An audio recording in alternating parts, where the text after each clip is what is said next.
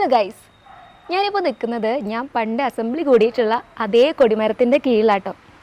എൻ്റെ സ്കൂളാണിത്. ഇപ്പുറത്തെ സൈഡിൽ വേറെയും കുറേ കാര്യങ്ങൾ കാണിച്ചു തരാനുണ്ട്. സ്കൂളാണ്, പക്ഷേ സംതിങ് സ്പെഷ്യൽ ആയിട്ടുള്ളൊരു സ്കൂളാണ്. എന്താണ് സ്പെഷ്യാലിറ്റി എന്ന് വഴിയെ പറഞ്ഞുതരാം.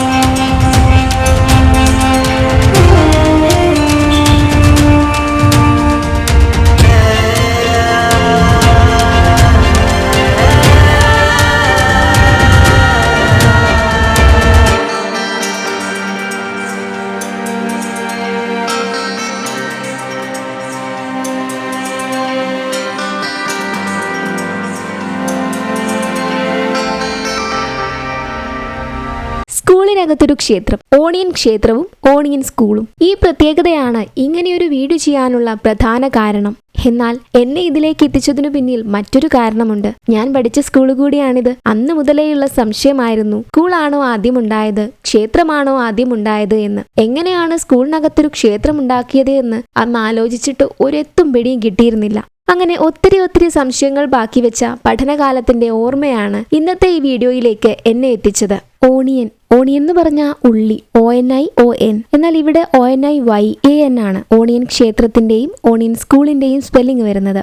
എങ്ങനെയാണ് അങ്ങനൊരു പേര് എന്നതും ആ സമയം മുതലേയുള്ള മാറാത്തൊരു സംശയമാണ്. ഇത്തവണ ക്ഷേത്രത്തിലെ തിറ മഹോത്സവ സമയത്ത് ഞാനും നാട്ടിലുണ്ടായിരുന്നു. വർഷാവർഷം ഇവിടെ തിറ മഹോത്സവം കൊണ്ടാടുന്നുണ്ട്. എന്നാൽ എല്ലാ തവണയും വരാൻ സാധിക്കാറില്ല. പക്ഷെ ഇത്തവണ യാദൃശ്ചികമായിട്ട് എല്ലാം കൂടി ഒത്തുവന്നു. 23-നായിരുന്നു മഹോത്സവം ആരംഭിക്കുന്നത്. എന്നാൽ ഇന്ന് 23 ആയിട്ടില്ല. അതിന് മുന്നേ ഒരു ദിവസം നാട്ടിലുണ്ടായിരുന്നത് കൊണ്ട് ഞാൻ നേരത്തെ ഇങ്ങോട്ട് പോകുന്നതാണ്. പഠിച്ച സ്കൂളും പരിസരവും ഒക്കെ വീണ്ടും ഒന്ന് കാണാനുള്ള അവസരം കൂടി ആകുമല്ലോ എന്ന് കരുതി. അന്ന് ഷൂട്ട് ചെയ്ത വിഷ്വൽസും അന്ന് അവിടെ കണ്ട ക്ഷേത്രവുമായി ബന്ധപ്പെട്ട ചില ആളുകളുമാണ്, അവരുമായിട്ടുള്ള ചില നേരങ്ങളാണ് ഈ വീഡിയോയിലുള്ളത്. അന്ന് പഠിക്കുന്ന കാലത്ത് തോന്നിയ പല സംശയങ്ങൾക്കുള്ള ഉത്തരം ഇന്ന് ഈ സന്ദർശനം കൊണ്ട് മാറി കിട്ടിയിട്ടുണ്ട്. ടൈറ്റിലും തംബ്നെയിലും കണ്ടപ്പോൾ നിങ്ങൾക്കും പല സംശയങ്ങളും തോന്നിക്കാണാം. അതിനുള്ള ഉത്തരങ്ങളൊക്കെ ഈ വീഡിയോയിലുണ്ട്. വീഡിയോ മുഴുവൻ കാണുക. ചാനൽ ആദ്യമായിട്ടാണ് കാണുന്നതെങ്കിൽ സബ്സ്ക്രൈബ് ചെയ്ത് കൂടെ കൂടിക്കോളൂ. കൂടുതൽ യാത്രകളും അനുഭവങ്ങളും വിശേഷങ്ങളും ഇനിയുള്ള വീഡിയോസിലും കാണാം. അപ്പം നമുക്ക് ഒരുമിച്ച് മുന്നോട്ട് പോകാം.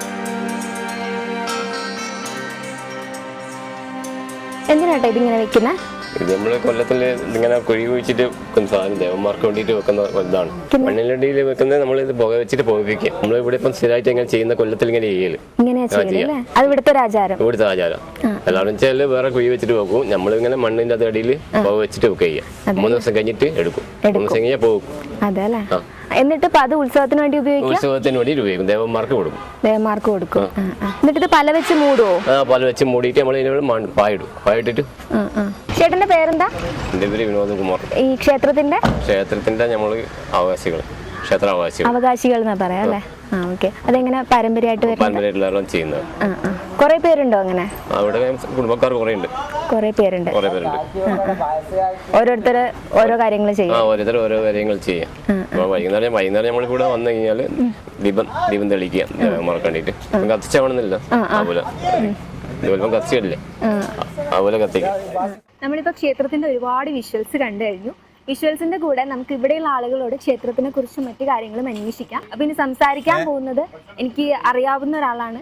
ചുമ്മാ അറിയാവുന്ന ഒരാളല്ല, എന്നെ പഠിപ്പിച്ച എന്റെ മാഷാണ്. മാഷിന് ക്ഷേത്രമായിട്ട് കാര്യങ്ങളൊക്കെ ഉണ്ട്. അപ്പൊ സാറിൽ നിന്ന് നമുക്ക് ക്ഷേത്രത്തെ കുറിച്ച് അപ്പൊ ഓണിയൻ ക്ഷേത്രവുമായിട്ടുള്ള കുറച്ച് കാര്യങ്ങൾ നമ്മൾ അറിയാൻ പോവാണ്. ഇവർ രണ്ടുപേരുമാണ് നമുക്ക് കാര്യങ്ങൾ പറഞ്ഞു തരുന്നത്. നമുക്ക് ഇവർ ആരൊക്കെയാണ്, ഇവരുടെ പേരെന്തൊക്കെയാണെന്നൊക്കെ ചോദിക്കാം. എൻ്റെ പേര് ഓണിയൻ രാമചന്ദ്രൻ. ക്ഷേത്രമായിട്ട് എന്താ? ക്ഷേത്രം എന്ന് പറഞ്ഞാൽ എൻ്റെ അച്ഛൻ്റെ അച്ഛൻ ഇവിടുത്തെ കാരണവരായിരുന്നു. അങ്ങനെ കുടുംബപരമായിട്ടുള്ള ബന്ധമാണ്. തറവാട് ക്ഷേത്രം. ഞാൻ സോമസുന്ദരൻ PM, റിട്ടയർഡ് ടീച്ചറാണ്. 1971 മുതൽ ഞാൻ ഈ ക്ഷേത്രമായിട്ട് ബന്ധപ്പെട്ട് പിന്നെ ഇതിൽ ഇടപെടുന്നുണ്ട്. എല്ലാ കാര്യങ്ങളും ക്ഷേത്രത്തിന് വേണ്ടിയുള്ള കാര്യങ്ങളും നോക്കി നടത്തുകയും ചെയ്യുന്നുണ്ട്. ഇപ്പം ഞാൻ വൈസ് പ്രസിഡൻ്റായിട്ടാണ് ഇവിടെ ഞാൻ പ്രവർത്തിക്കുന്നത്. ക്ഷേത്രത്തിൻ്റെ എല്ലാ കാര്യങ്ങളും ഇത് കുറേ കാലങ്ങളായി നടത്തിക്കൊണ്ട് പോകുന്നതിൽ ഒരു കമ്മിറ്റിയായി ചേർന്നിട്ട് കമ്മിറ്റിയോട് സഹകരിച്ചുകൊണ്ട് പ്രവർത്തിച്ചു പോവുകയാണ്. കേരളത്തിൽ അപൂർവമായി കണ്ടുവരുന്നൊരു ഇത് ഇവിടെ കാണാം, വിദ്യാലയവും അതിൻ്റെ നടുക്കൊരു ക്ഷേത്രവും. അതാണ് ഈ ക്ഷേത്രത്തിനുള്ള ഒരു പ്രത്യേകത. സ്കൂളാണോ ക്ഷേത്രമാണോ ആദ്യം വന്നേ? ആദ്യം ക്ഷേത്രം വന്നു. എൻ്റെ അച്ഛൻ്റെ അച്ഛൻ പുന്നോളവും കുഞ്ഞിക്കണ്ണൻ ഇവിടുത്തെ കാരണവരായിരുന്നു. ഇത് ഈ 75 ഇയേഴ്സ് ബാക്കിലാണ് ഞാൻ പറയുന്നത്. 1950 ആ സമയത്തിലാണ് പറയുന്നത്. ഫാമിലി ജോയിൻറ്റ് ഫാമിലി ആയിരുന്നു ഇത്. ഇതിങ്ങനെ കാലം തോറും വിട്ടുവിട്ടു പോയി. അങ്ങനെ ഇത് കുറച്ച് കാലത്തേക്ക് ഇത് തെറയൊന്നും ഉത്സവമൊന്നും ഇല്ലാതെ മാതിരി ഉണ്ടായിരുന്നു. കാരണം സ്വന്തം കഴിക്കാൻ്റെ ഇതില്ല, വിട്ടുവിട്ട് ആൾക്കാർ പലയിടങ്ങളിലും പല ഭാഗത്തേക്കും പോയി. കുറേ ആൾക്കാർ ഫോറിനിൽ പോയി, അവിടെ പോയി, ഇവിടെ പോയി. ആ സമയത്താണ് ഇത് സ്കൂളായി മാറിയത്. പിന്നെ ക്ഷേത്രത്തെ സംബന്ധിച്ചിടത്തോളം ക്ഷേത്രം പിന്നെ നടത്തിക്കൊണ്ടുപോകാൻ കഴിവില്ലാതുകൊണ്ട് കുറേ കാലം പിന്നെ പൂട്ടിയിട്ട് പിന്നെ ഇതിൻ്റെ കെട്ടിടങ്ങളിലൊക്കെ ജീർണാവസ്ഥയിലായിരുന്നു. അപ്പോൾ നാട്ടുകാർ ഇടപെട്ടിട്ട് ഇത് പുനരുദ്ധരിച്ച് 1971 അതിനുശേഷം പിന്നെ ജനങ്ങൾ ഒത്തുചേർന്നിട്ടാണ് ഇവിടെ ഉത്സവാഘോഷം നടത്തിക്കൊണ്ടിരിക്കുന്നത്. അത് തുടർച്ചയായിട്ട് ഇതുവരെ നിൽക്കാതെ ഇന്ന് വരെ എത്തിപ്പെട്ട്. ഇതെല്ലാം ക്ഷേത്രത്തിൻ്റെ സ്ഥലമാണ്. ആദ്യമായിട്ട് UP സ്കൂളുകളായിരുന്നു. ആ സ്കൂൾ മാത്രമേ ഉണ്ടായിരുന്നുള്ളൂ. ഇത് ആദ്യം ഒരു UP സ്കൂളാണ്. അപ്പോൾ UP സ്കൂള് പിന്നെ അപ്ഗ്രേഡ് ചെയ്തിട്ട് ഹൈസ്കൂളാക്കി മാറ്റിയതാണ് 1969 ജനകീയ കമ്മിറ്റി ഉണ്ടാക്കി ഞാൻ പിന്നെ ഹൈസ്കൂളായിട്ട് അപ്ഗ്രേഡ് ചെയ്ത്. അപ്പോൾ മാനേജർ ഇത് തന്നെ, ആ മാനേജറുടെ പേരിൽ സ്കൂളായി. അങ്ങനെ സ്കൂൾ നല്ല അഭിവൃദ്ധി പോയതാണ്. നമ്മളെ മുൻ ആഭ്യന്തരമന്ത്രി കോടിയേരി ബാലകൃഷ്ണൻ പഠിച്ച സ്കൂൾ കൂടിയാണ്. അങ്ങനെ അറിയപ്പെടുന്നുണ്ട്. നല്ല നിലയിൽ ഒരുപാട് 1000-ന് മേലെ കുട്ടികൾ ഒരു കാലത്തുണ്ടായിരുന്നു. ഇപ്പം വളരെ കുറഞ്ഞു പോയി. ഇവിടെന്ന് വെച്ചാൽ പിന്നെ പ്രതിഷ്ഠയില്ല. പിന്നെ പ്രതിഷ്ഠ എന്ന് വെച്ചാൽ ഒരു പീഠം പ്രതിഷ്ഠിച്ചിട്ട് അതാണ് നമ്മൾ സങ്കല്പിക്കുന്നത്. ദൈവത്തിൻ്റെ മുമ്പത്തെ കാലത്ത് താഴ്ന്ന ജാതിയിൽപ്പെട്ട ആൾക്കാരും മറ്റും അമ്പലങ്ങൾ പ്രവേശിക്കാൻ പറ്റാത്തൊരു കാലത്ത് അവർക്ക് പിന്നെ വൈകുന്നേരം വന്നിരിക്കാനും ആഘോഷിക്കാനും വേണ്ടി അന്ന് ഉണ്ടാക്കിയ സംവിധാനം ഇത്. അതിങ്ങനെ തുടർന്നിങ്ങ് പോരുകയാണ്. അന്നേരത്തേലും ഒരു വലിയ മാറ്റം വന്നു. അന്നേ ഉള്ള കാലത്തേലും വലിയ മാറ്റത്തോടു കൂടിയാണ് ഇപ്പം നടക്കുന്നത്. ശിവന്റെ പ്രതിരൂപമായിട്ട് ഗുളികനെയും കണ്ഠാർമ്മനെയുമാണ് ഇവിടെ കെട്ടിയാടുന്നത്. പിന്നെ വിഷ്ണുവിനെ പ്രതിനിധീകരിച്ചിട്ട് പിന്നെ ശാസ്ത്രപ്പനെ കെട്ടിയാടുന്നു. പിന്നെ ദേവി പ്രതിഷ്ഠയായിട്ട് വസൂരമാലയും പിന്നെ പോതിയും കെട്ടിയാടുന്നുണ്ട്. പിന്നെ കാരണവർക്ക് പ്രതിരൂപമായിട്ട് ഒരു കാരണ തെയ്യവും കെട്ടിയാടുന്നുണ്ട് ഇവിടെ. അങ്ങനെ 7 തെയ്യങ്ങളാണ് കെട്ടിയാടുന്നത്.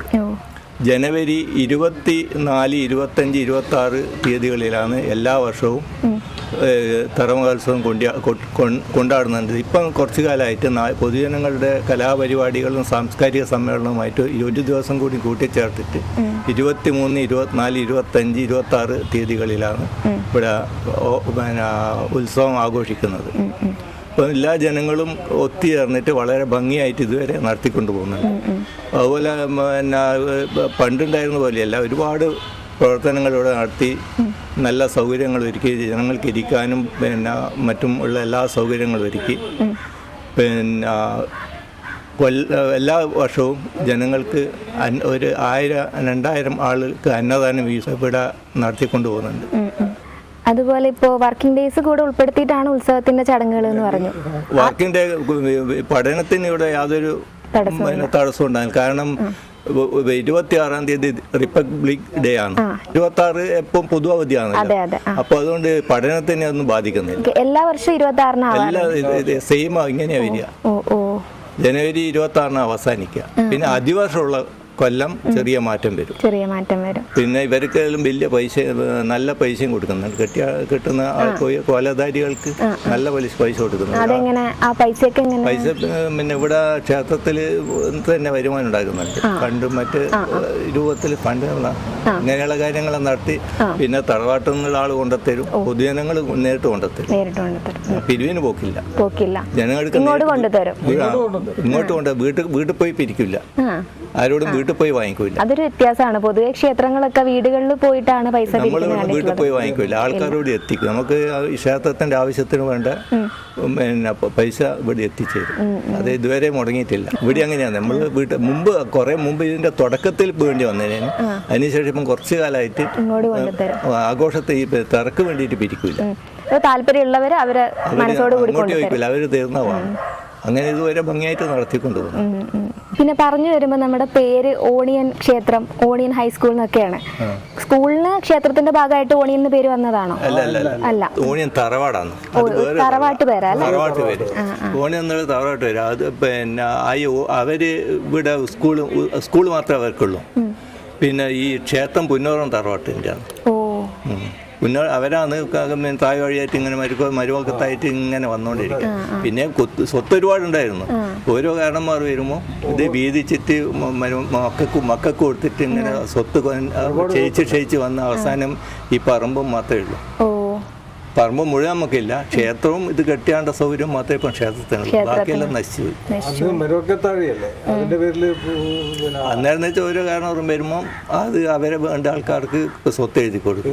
ഇനി അത് പറ്റില്ല, മുമ്പ് അത് ചെയ്യാൻ പറ്റും. ഇപ്പം പുതിയ നിയമം വന്നതിന് ശേഷം അങ്ങനെ കഴിയില്ല, ഇനി പറ്റില്ല. അപ്പൊ ഓണി എന്ന് പറഞ്ഞാൽ തറവാട്ട് അതാണ് ക്ഷേത്രത്തിന് കിട്ടിയത്. ക്ഷേത്രത്തിന് പുന്നോളം തറവാടാണ് ഇപ്പം ഓണിയൻ ക്ഷേത്രം എന്ന് അറിയപ്പെടുന്നത്. അത് ഈ സ്കൂൾ വന്ന ആ തറവാട്ട് പേരിലാണ് ഇപ്പോൾ ഇത് അറിയപ്പെടുന്നത്. ഈ തറവാട്ടുകാർക്ക് എന്തോ അവകാശമുണ്ട്, ഓണിയൻ തറവാട്ടുകാർക്കും എന്തോ ഇതുണ്ട്. ഈ സ്കൂളിന്റെ നടുവിൽ ഒരു ക്ഷേത്രം വരുമ്പോ ക്ഷേത്രത്തിന് ഏതെങ്കിലും ആചാരങ്ങൾക്ക് ബുദ്ധിമുട്ടോ അങ്ങനെ എന്തെങ്കിലും ബുദ്ധിമുട്ടുകളുണ്ടോ? ആചാരങ്ങൾക്കൊന്നും പ്രശ്നമില്ല. ആചാരങ്ങളിലെല്ലാം മുറക്ക് നടക്കുന്നുണ്ട്. ഇതുവരെ ആചാരങ്ങളൊന്നും ഉണ്ടായിട്ടില്ല. എല്ലാവരും അതിന് അനുകൂലിച്ച് വിദ്യാർത്ഥികൾ ആരും പിന്നെ ഈ ക്ഷേത്രത്തിന് ദോഷം വരാതെ രീതിയിൽ തന്നെ പിന്നെ നീങ്ങുന്നുണ്ട്. പൊതുജനങ്ങളെല്ലാം നല്ല രീതിയിലാണ് ഈ ക്ഷേത്രത്തോട് സമീപിക്കുന്നത്. ഇതുവരെ ക്ഷേത്രത്തിനെതിരായിട്ട് ഒരു ഇതും ഉണ്ടായിട്ടില്ല. എല്ലാ ആചാരങ്ങളും മുമ്പത്തെ പോലെ തന്നെ നടത്തിയിരുന്നു. അതിൽ കാലോചിതമായി മാറ്റം വരുത്തേണ്ട പിന്നെ പരിഷ്കാരങ്ങൾ ആചാരത്തിൽ വരുത്തിക്കൊണ്ടുപോകുന്നുണ്ട്. ഉത്തരം കിട്ടാതെ കുറെ കാലമായിട്ട് മനസ്സിൽ കിടന്ന കുറച്ചധികം സംശയങ്ങളാണ് ഇന്ന് തീർന്നു കിട്ടിയത്. ഓരോ കാര്യവും ഇത്രയും വിശദമായിട്ട് പറഞ്ഞു തരാൻ മനസ്സ് കാണിച്ച ക്ഷേത്രത്തിന്റെ 2 ഭാരവാഹികൾക്കും മനസ്സ് നിറഞ്ഞ് നന്ദി പറഞ്ഞുകൊണ്ടാണ് അവിടെ നിന്നിറങ്ങിയത്. കൂട്ടത്തിൽ കുറെ കാലങ്ങൾക്ക് ശേഷം 3ാം ക്ലാസ്സിൽ പഠിപ്പിച്ച പ്രിയപ്പെട്ട അധ്യാപകനെ വീണ്ടും കാണാൻ സാധിച്ചതിലും എനിക്ക് സന്തോഷമുണ്ടായിരുന്നു കേട്ടോ. അവിടെ നിന്നിറങ്ങുമ്പോൾ 26-ാം തീയതി തിറ കാണാൻ വരണമെന്നായിരുന്നു പ്ലാൻ. അത് സാധിക്കുകയും ചെയ്തിട്ടുണ്ട്.